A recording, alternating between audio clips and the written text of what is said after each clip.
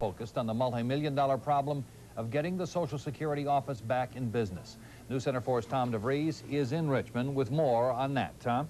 Pete, the doctors here say that if you've been exposed to Legionnaires' disease, you don't get sick with it for 10 days. But this building has been closed for more than 10 days, so any employee here who was exposed to Legionnaires' disease would have gotten sick already.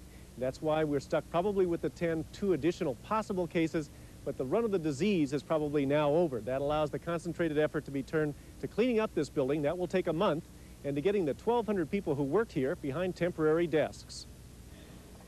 You're looking at a payroll of close to $200,000 a day that hasn't worked in a week and a half. It's the Social Security workforce from Richmond. The administration is anxious to get them back to work. Today they got their new orders. More than 100,000 square feet of office space has been rented in Emeryville. Up to 700 people have been assigned to shift into it, beginning Thursday.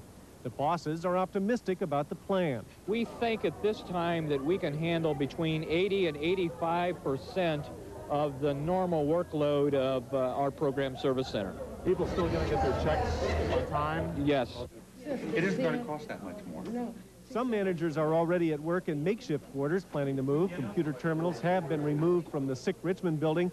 It's like any disruptive move, with the additional problem, of course, that the old site is contaminated. Only people who have been health cleared and respirator fitted and will be wearing respirators can go into the building. There have been 2 small crews of managers who will be going into the building today to take casework out. Other notes, Frank Hagel, who manages work at the sick building, has come down with a cold himself. Just a cold, he says, but he's already taking antibiotics. Nobody's taking any chances. And Barbara Perez, one of the people who actually got Legionnaires, was at the meeting today. Like many co-workers, she's looking forward to getting back to work. A lot of people we talk to are looking forward to getting back to work. Some of them are bored. Some of them are a little daunted by the amount of work that they're afraid of stacking up on their desks. As far as the taxpayer is concerned, this whole business may make them a little sick, too, when they hear about it. The cost of the lost work time, that is the people who were paid who couldn't go to work for 2 weeks, will reach close to $2 million. Then, if you take the cost of renting temporary office space, of moving into it, and then the astronomical cost of cleaning up this building, it's difficult now to figure they won't spend another couple of million on that. This is going to be a little disease outbreak that the taxpayers will have reason to remember for a long time. Pete? Yeah. All right, thanks a whole lot, Tom.